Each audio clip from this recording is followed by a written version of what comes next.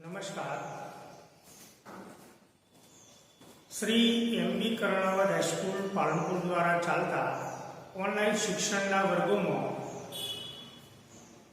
फरीથી ધોરણ 12 કોમર્સના સર્વે વિદ્યાર્થી ભાઈ બહેનોનું સ્વાગત।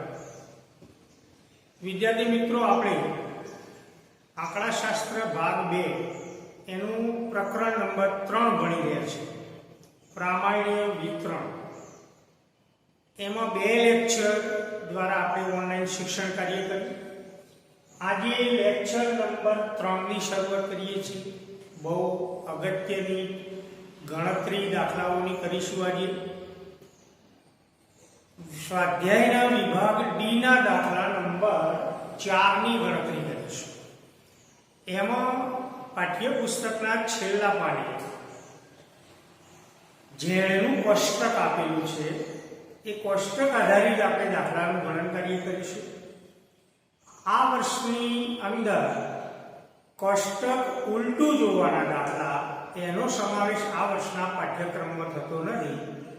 સીધી રીતે કોષ્ટક જોઈ અને સંભાવના મેળવવાના દાખલાનો સમાવેશ થાય છે। થોડીક કોષ્ટકની આપણે ચર્ચા કરેલી તો પાઠ્યપુસ્તકના છેલ્લા પેજ નંબર 212 ઉપર જેનું કોષ્ટક આપેલું છે જોઈ બરાબર ધ્યાન રાખજો। એમાં પહેલું ઊભું કોલમ જે આપીએ ઝેડની કિંમતો આપી, પ્રમાણ્ય ચલ ઝેડની કિંમત 0.0 થી શરૂ કરી 3.5 સુધીની કિંમત, અને આડી લાઈનમાં ઝેડની કિંમતો અપૂર્ણાંકમાં આપી 0.00 થી શરૂ કરી અને 0.09 સુધી। દાખલા તરીકે ઝેડની કિંમત 1 હોય,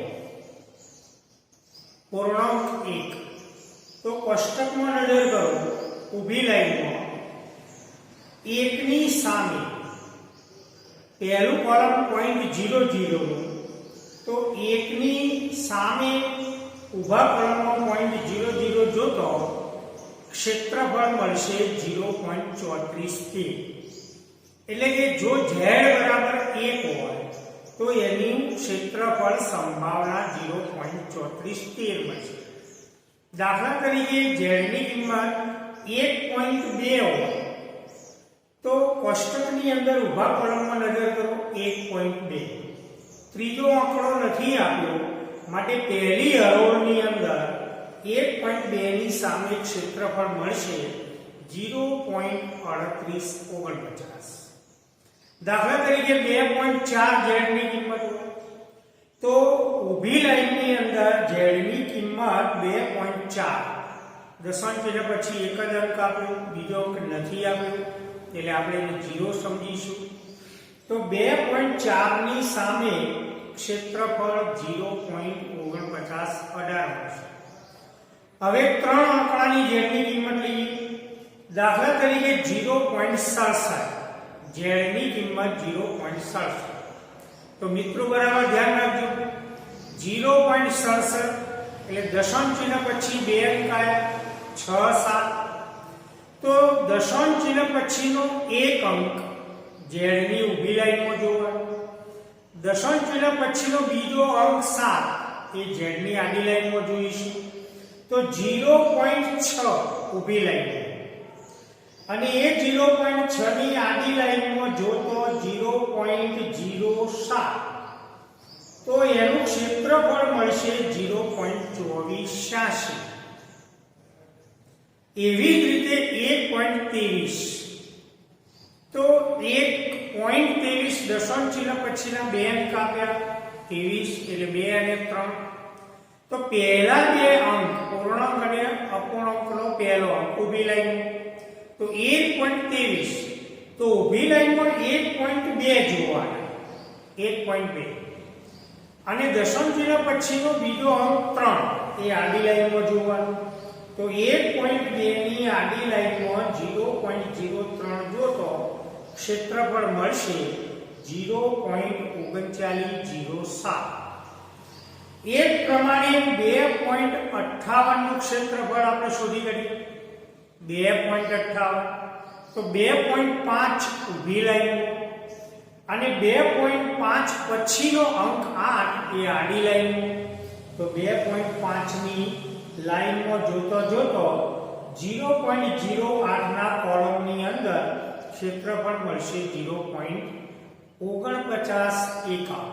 સંભાવના જો છેલ્લે 3.46 તો 3.46 તો 3.4 ઊભી લાઈનમાં અને 6.06 આડી લાઈનમાં જોતો ક્ષેત્રફળ મળશે 3.46 નું 0.4917. તો આ પ્રમાણે z ની કિંમત ઉપરથી આપણે ક્ષેત્રફળ કે સંભાવના કોષ્ટક ઉપરથી શોધી કાઢીશું. તો હવે મિત્રો આપણે વિભાગ ડી ના સ્વાધ્યાયની અંદર વિભાગ ડી એના પ્રશ્ન નંબર 4 ના દાખલાનું ગણન કાર્ય કરીએ. આકૃતિ પણ દોરીશું. એમાં રકમ એક પ્રામાણ્ય વિતરણનો મધ્યક 50 અને વિચરણ 9 છે. તો મધ્યક 50 એટલે મ્યુ બરાબર 50 અને વિચરણ કયું તો સિગ્મા નો વર્ગ બરાબર 9. તો સિગ્મા બરાબર પ્રમાણિત વિચલન 3 થાય. હવે જવાબ માંગ્યા 2. 4 ગુણના દાખલામાં પૂછાય પ્રામાણ્ય ચલ x ની કિંમત 50 અને 53 વચ્ચે હોવાની તેમજ બીજો જવાબ પ્રામાણ્ય ચલ x ની કિંમત 47 53 વચ્ચે હોવાની સંભાવના એટલે ક્ષેત્રફળ. તો પહેલો મુદ્દો x ની કિંમત 50 અને 53 વચ્ચે હોવાની સંભાવના.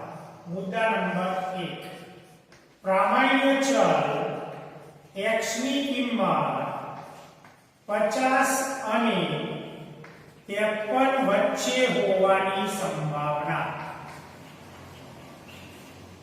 આ મુદ્દા નંબર 1. પ્રામાણ્ય ચલ x ની બે કિંમતો આપી. પહેલી કિંમત 50, બીજી કિંમત 53. તો પહેલી કિંમતને આપણે x1 લઈએ.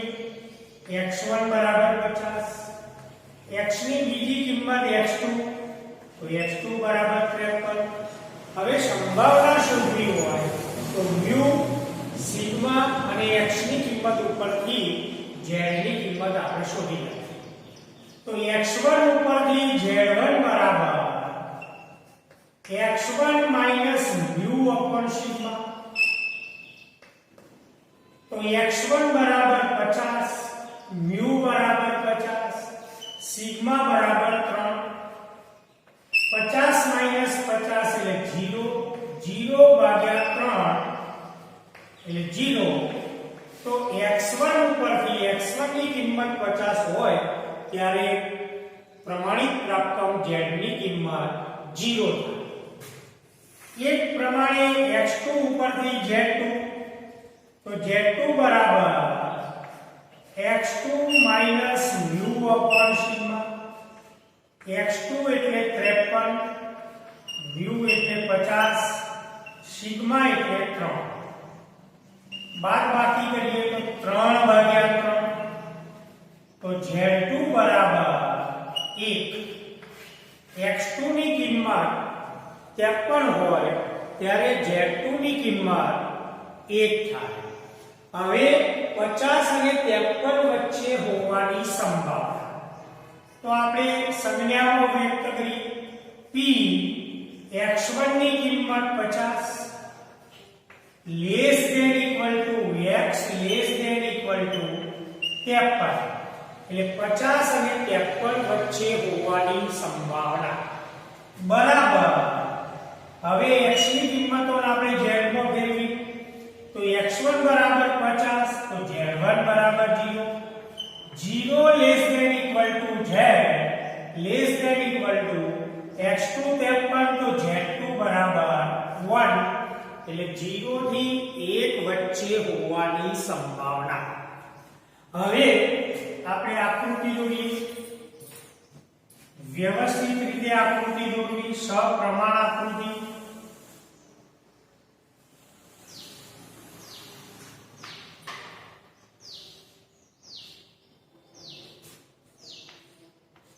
માઇનસ ઇન્ફિનિટી પ્લસ ઇન્ફિનિટી વચ્ચે શિરોલંબ રેખા, તો z બરાબર 0.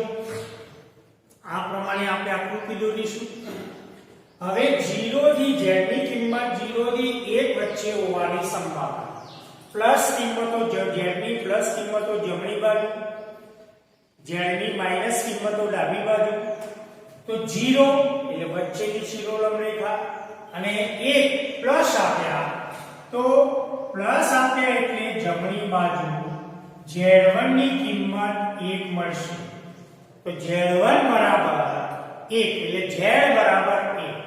હવે 0 થી 1 વચ્ચેની સંભાવના, તો આચ્છાદિત પ્રદેશ 0 થી 1 વચ્ચેની સંભાવના એટલે ક્ષેત્રફળ. તો આ 0 થી 1 વચ્ચેનું ક્ષેત્રફળ. હવે આપણે કોષ્ટકનો ઉપયોગ કરીએ તો z ની કિંમત 1, તો કોષ્ટકની ઊભી લાઈનમાં 1 ની સામે ક્ષેત્રફળ મળશે 0.34.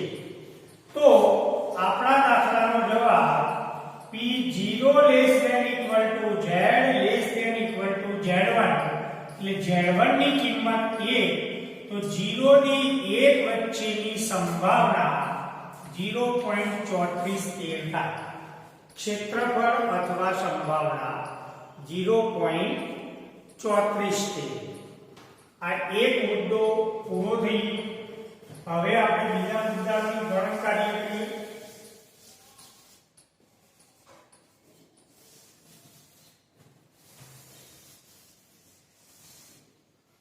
મુદ્દા નંબર 2 કે પ્રામાણ્ય ચલ x ની કિંમત 47 અને 53 વચ્ચે હોવાની સંભાવના. 47 અને 53. x ની બે કિંમતો આપી. પહેલી કિંમત x1 બરાબર 47 અને બીજી કિંમત x2 બરાબર 53. બંને વચ્ચે હોવાની સંભાવના.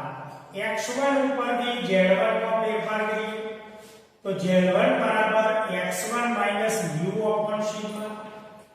x1 એટલે 47, mu એટલે 50 ભાગ્યા પ્રમાણિત વિચલન 3. 47 માંથી 50 બાદ કરીએ એટલે -3 ભાગ્યા 3.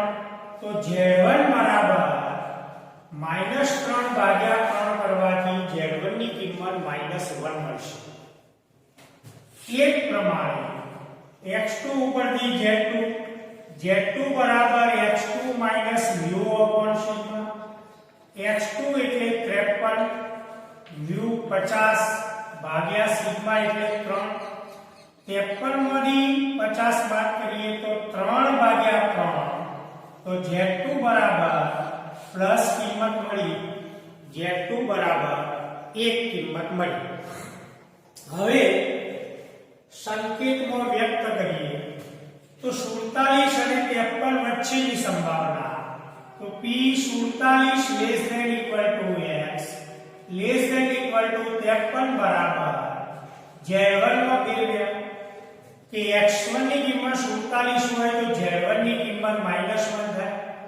less than equal to z less than equal to x2 ની કિંમત 53 હોય ત્યારે z2 ની કિંમત 1 થાય. તો -1 થી +1 વચ્ચેનું ક્ષેત્રફળ. હવે z ની બે કિંમતો આવી તો આપણે આકૃતિનો ઉપયોગ કરીએ તો એક આ આકૃતિ z1 ની કિંમત -1 આવી તો -1 ની લંબ રેખા ડાબી બાજુ આવશે અને z2 બરાબર 1 આયા એની લંબ રેખા જમણી બાજુ આવશે. -1 ની લંબ રેખા ડાબી બાજુ, +1 ની લંબ રેખા જમણી બાજુ. -1 થી +1 વચ્ચેનું ક્ષેત્રફળ એટલે -1 થી +1 વચ્ચેનું ક્ષેત્રફળ કોષ્ટકનો ઉપયોગ કરી અને આપણે શોધી કાઢીશું. હવે બરાબર ધ્યાન રાખજો, વચ્ચે 0 આ પ્લસ કિંમતો, ધન કિંમતો, આ માઈનસ કિંમતો. તો સૌથી પહેલા -1 થી 0 સુધીનું ક્ષેત્રફળ શોધવું વત્તા 0 થી 1 સુધીનું ક્ષેત્રફળ. ફરીથી -1 થી 0 સુધીનું ક્ષેત્રફળ વત્તા 0 થી 1 સુધીનું ક્ષેત્રફળ. તો આપણે સૂત્રમાં લખીએ p -1 less than equal to z less than equal to 0. એટલે -1 થી 0 સુધીનું ક્ષેત્રફળ પ્લસ 0 થી 1 સુધીનું ક્ષેત્રફળ. તો p 0 less than equal to z less than equal to 1. હવે કોષ્ટકો ધન કિંમતોનો હોય તો માઈનસ કિંમતને આપણે પ્લસમાં ફેરવી દઈએ.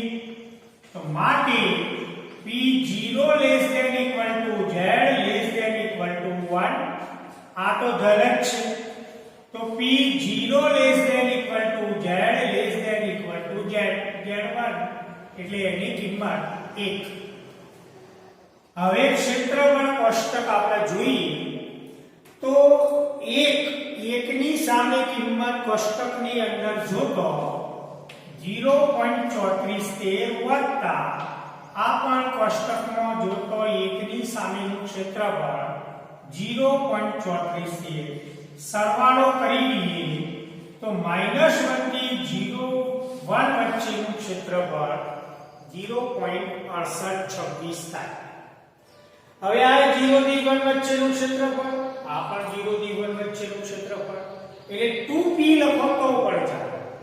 2p 0 less than equal to z less than equal to z. તો 0 થી z1 નું ક્ષેત્રફળ 0.3413 અને 2p બે સાથે ગુણાકાર કરીએ તો ક્ષેત્રફળ મળશે 0.6826. તો એક દાખલાનું ગણન કરીએ. હવે એક પ્રમાણે આપણે બીજા દાખલાનું ગણન કરીએ.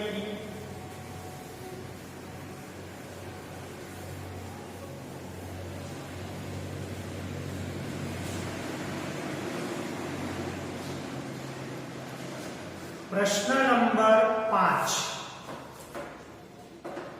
જો ચલ x એ મધ્યક 100 અને 15 પ્રમાણિત વિચલન મ્યુ સિગ્મા આપ્યા, બે જવાબો માંગ્યા. વિતરણમાં કેટલા ટકા અવલોકનની કિંમત 85 થી વધુ છે? અને બીજો જવાબ વિતરણમાં કેટલા ટકા અવલોકનની કિંમત 130 થી ઓછી. એક્ઝામ્પલ નંબર 5 ની સૌથી પહેલું તો દાખલાની અંદર મ્યુ બરાબર 100 અને પ્રમાણિત વિચલન 15 એટલે સિગ્મા બરાબર 15. પ્રશ્ન નંબર 1 કે પ્રામાણ્ય ચલ માં કેટલા ટકા અવલોકનની કિંમત 85 થી વધુ, કેટલા ટકા અવલોકનોની કિંમત 85 થી વધુ. જવાબ ટકામાં. અવલોકન એટલે x ની કિંમત. તો દાખલાની અંદર આપણને x ની એક જ કિંમત આપી, કેટલા ટકા અવલોકનની કિંમત 85 થી વધુ. એક કિંમત આપી હોય તો આપણે x તરીકે લઈશું. એક કરતો વધારે કિંમત આપી હોય તો x1 x2. x ને z માં ફેરવી દઈએ તો z બરાબર x minus mu upon sigma. x એટલે 85, મ્યુ એટલે 100 અને પ્રમાણિત વિચલન 15. 85 માંથી 100 બાદ કરીએ તો -15 ભાગ્યા 15, -15 ભાગ્યા 15 એટલે z ની કિંમત -1 મળશે. z બરાબર -1. હવે સંજ્ઞામાં વ્યક્ત કરીએ 85 થી વધુ તો p x ની કિંમત 85 થી વધુ તો x greater than equal to 85.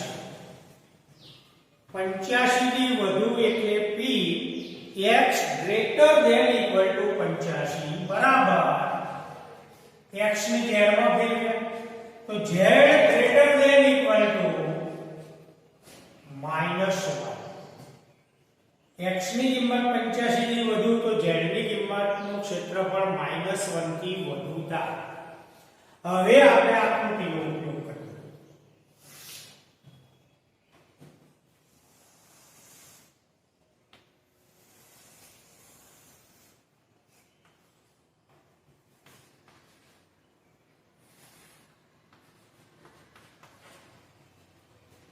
જેની કિંમત -1 આવી તો -1 આવી એટલે ડાબી બાજુ લંબરેખા આવશે કે z બરાબર -1. હવે બરાબર ધ્યાન રાખજો, -1 થી ક્ષેત્રફળ મોટું, તો -1 થી ક્ષેત્રફળ મોટું એટલે જમણી બાજુનો પ્રદેશ આવશે. -1 કરતો નાનું ક્ષેત્રફળ કીધું હોય, ઓછું કીધું હોય તો ડાબી બાજુનું ક્ષેત્રફળ. તો -1 થી વધુ એટલે ઇન્ફિનિટી સુધીનું ક્ષેત્રફળ. -1 થી વધુ એટલે ઇન્ફિનિટી સુધીનું ક્ષેત્રફળ.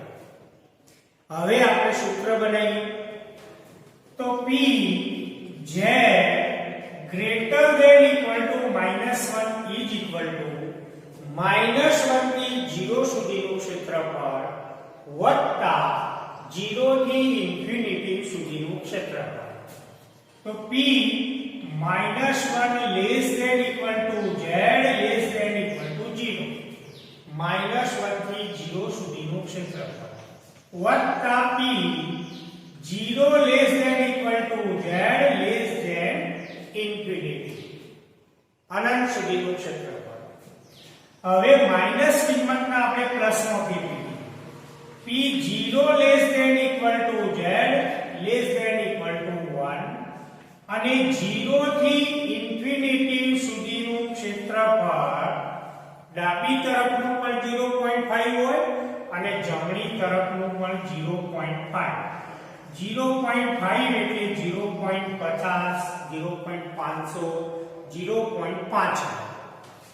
ક્ષેત્રફળ કોષ્ટક જોઈએ તો જેની કિંમત 1 હોય તો એની સામેનું ક્ષેત્રફળ સંભાવના 0.34 થાય એટલે આ ભાગનું ક્ષેત્રફળ 0.34 અને 0 થી અનંત સુધીનું ક્ષેત્રફળ 0.5. સરવાળો કરીએ તો 0.84. તો 85 થી વધુ અવલોકનોની સંભાવના 0.84 થાય. પણ જવાબ ટકામાં માટે, તો હવે એને આપણે ટકામાં ફેરવવા હોય તો 100 વડે ગુણાકાર કરવો પડે. તો 100 વડે ગુણાકાર કરીએ તો 84.13%. 84.13% અવલોકનોની કિંમત 85 થી વધુ હશે. જો ટકાવારીનો જવાબ ન માંગ્યો હોય તો ક્ષેત્રફળ 0.84 થાય, પણ ટકાવારીનો જવાબ માંગ્યો તો જે સંભાવના મળે એનો 100 વડે આપણે ગુણાકાર કરીશું. હવે મુદ્દા નંબર 2.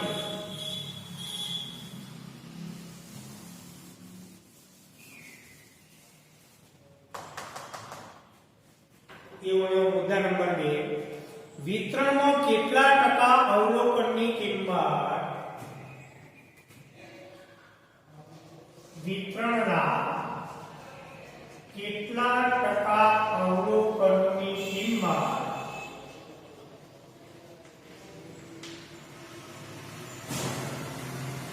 130 થી ઓછી હશે.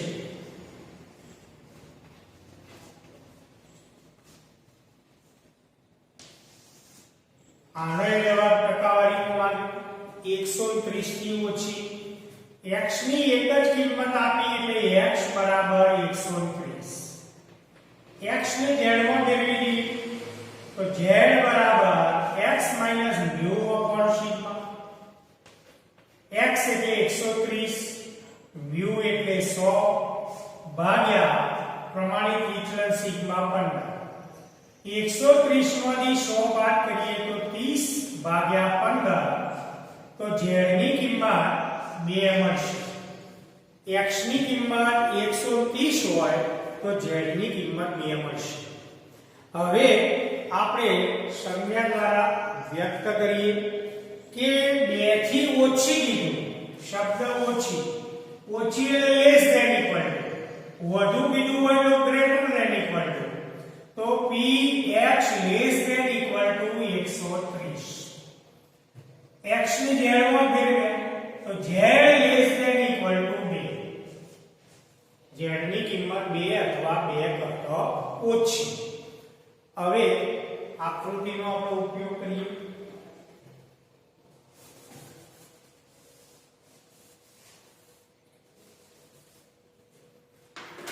જેની કિંમત +2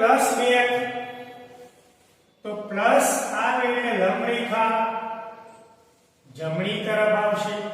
z બરાબરની ની કિંમત માઈનસ હોય તો લંબ રેખા ડાબી બાજુ, પ્લસ હોય તો જમણી બાજુ.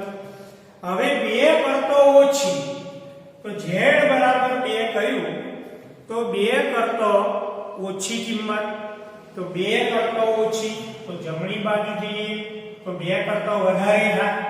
2 કરતો ઓછી કીધું એટલે ડાબી બાજુ અનંત સુધીનું ક્ષેત્રફળ આવશે. 2 કરતો ઓછી તો અનંત સુધીનું ક્ષેત્રફળ સૂત્ર દ્વારા વ્યક્ત કરીએ. z ≤ 2 બરાબર -∞ થી 0 સુધીનું ક્ષેત્રફળ વત્તા 0 થી 2 સુધીનું ક્ષેત્રફળ. તો p -∞ z ≤ 0 -∞ થી 0 સુધીનું ક્ષેત્રફળ વત્તા 0 થી 2 સુધીનું ક્ષેત્રફળ. p 0 ≤ z ≤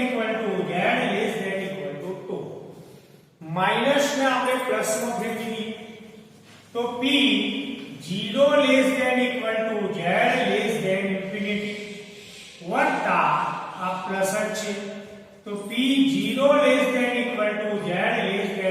2. હવે આપણે જાણીએ છીએ કે આ અનંત સુધીનું ડાબી બાજુનું ક્ષેત્રફળ 0.5 થાય. માટે સરવાળામાં સરળતા રહે માટે આપણે 0.5 જ લખશું. હવે 2 ની સામે કોષ્ટકની કિંમત જોવી પડે તો 2 ની સામે ક્ષેત્રફળ કોષ્ટક જોતો 0.47 વધે અને હવે આપણે સરવાળો કરીએ તો 0.97 વધે. -2 કરતા ઓછી કિંમતનું ક્ષેત્રફળ 0.97 વધે પણ જવાબ પાછો ટકામાં માંગ્યો તો 100 વડે ગુણાકાર કરીએ તો 0.97 વધે ગુણ્યા 100 કરીએ તો 97.72% કિંમતો અવલોકનની કિંમતો 130 થી ઓછી હશે. તો મિત્રો આપણે આવા બે દાખલા ગણ્યા. પ્રશ્ન નંબર 6 આ પ્રમાણેનો દાખલો છે. પ્રશ્ન નંબર 7 નો કોષ્ટક ઉલટું જોવાનું થાય છે તો એની ગણતરી આપણે કરતા નથી. કોષ્ટકની ઉલટી કિંમતો જોવાનું દાખલો પરીક્ષામાં પૂછાતો નથી. તો હવે એક દાખલો આપણે ગણી કરીએ. પ્રશ્ન નંબર 10 ની ગણતરી.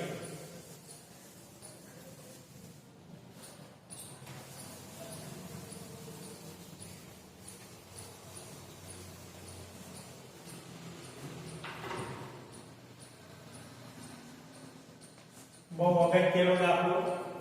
પ્રશ્ન નંબર 10 એક કારખાનામાં માસિક ઉત્પાદન એ સરેરાશ μ એકમ અને પ્રમાણિત વિચલન સિગ્મા એકમ હોય એવા પ્રામાણ્ય વિતરણને અનુસરે છે. ઉત્પાદન એ પ્રામાણ્ય ચલ છે. આ દાખલાની અંદર માસિક ઉત્પાદન 2400 એકમ અને 1800 એકમ હોય એટલે x ની બે કિંમતો આપી.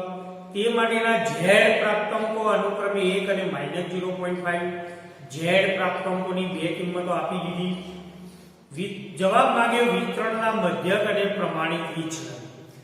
ઉત્પાદન માસિક ઉત્પાદન એ પ્રામાણ્ય ચલ x છે માટે x ની બે કિંમતો આપી 2400 અને 1800.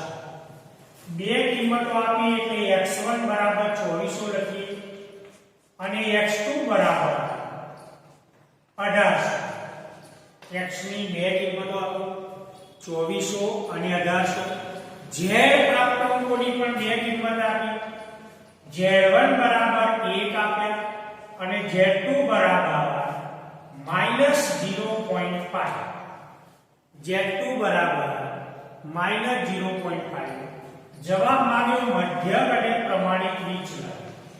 મધ્યક અને પ્રમાણિત વિચલન શોધવાનું છે. બહુ અગત્યનો દાખલો. તો મિત્રો સૌથી પહેલા x1 ની કિંમતને આપણે z1 માં ફેરવી દઈએ. તો z1 બરાબર x1 minus mu upon sigma. z1 બરાબર 1 આવે, x1 બરાબર 24 આવે. mu અને સિગ્મા બંને શોધવાના છે. સિગ્મા ભાગાકારમાંથી ગુણાકાર. તો સિગ્મા બરાબર 24 માઈનસ mu. સમીકરણ નંબર 1 બને. સમીકરણ નંબર 1 સિગ્મા બરાબર 24 માઈનસ mu. હવે ગણતરી નંબર 2 x2 ઉપરથી z2. તો z2 બરાબર x2 minus mu upon sigma. z2 ની કિંમત -0.5 બરાબર x2 ની કિંમત 1800 માઈનસ mu upon sigma બંને શોધવાના છે. હવે સિગ્મા ભાગાકારમાંથી ગુણાકાર. તો -0.5 સિગ્મા, આ 6 નથી સિગ્મા, બરાબર 1800 માઈનસ mu. સમીકરણ નંબર 2 mu અને સિગ્મા શોધવાના હોય તો બે સમીકરણો મળશે. હવે બંને સમીકરણ આપણે લખીએ.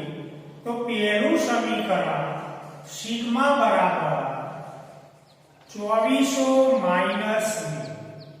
બીજું સમીકરણ 0.5 સિગ્મા માઈનસ 0.5 સિગ્મા બરાબર 1800 માઈનસ mu. બે સમીકરણ. તો હવે આપણે લૂપની રીતનો ઉપયોગ કરીએ. તો આ mu માઈનસ આ mu માઈનસ. તો સમીકરણ 1 માંથી બે બાદ કરીએ તો mu ઉડી જશે. એટલે અહીંયા આપણે સૂચના લખીશું કે સમીકરણ 1 માંથી સમીકરણ 2 બાદ કરો. સમીકરણ 1 માંથી સમીકરણ 2 બાદ કરો. ધ્યાન રાખજો મિત્રો.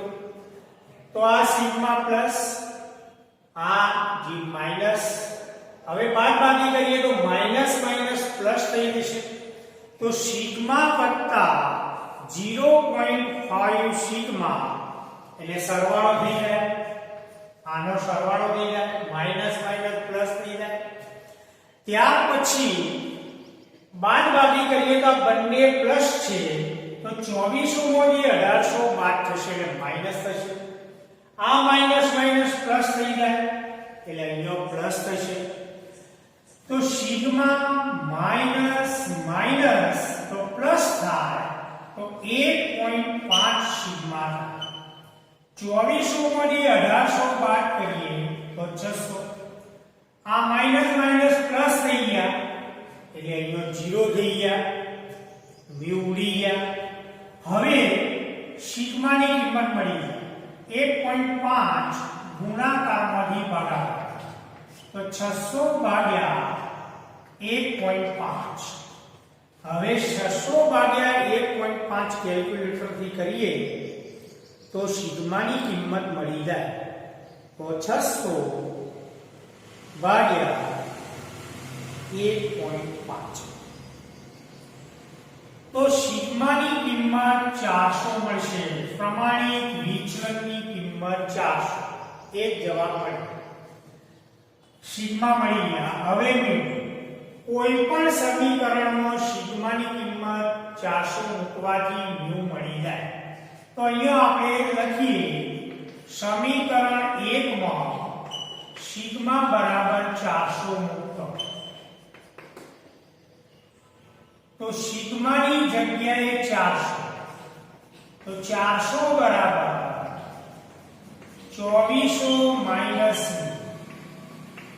માઈનસ mu ડાબી બાજુ લઈએ તો પ્લસ, 400 ને જમણી બાજુ લઈ જઈએ તો માઈનસ થઈ જાય.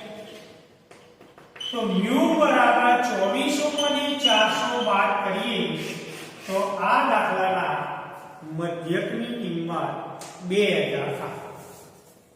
તો મિત્રો એક સરસ દાખલાનું ગણન કાર્ય કર્યું. પ્રશ્ન નંબર 11 એ આપણે લેક્ચર નંબર 2 ની અંદર એવો દાખલો ગણ્યો હતો. તો એ દાખલાની 11 અને 12 એવા દાખલા છે એનું ગણન કાર્ય કર્યું. હવે આપણે એક લેક્ચર લઈશું એમાં થોડા મોટા અને વિસ્તૃત દાખલાનું ગણન કાર્ય કરીશું. સ્વસ્થ રહેજો મિત્રો, સલામત રહેજો અને સાથે સાથે અભ્યાસને પણ પૂરતો ન્યાય આપશો. તો આ સાથે આજનું આપણું લેક્ચર નંબર 3 પૂર્ણ કરીએ છીએ. ધન્યવાદ.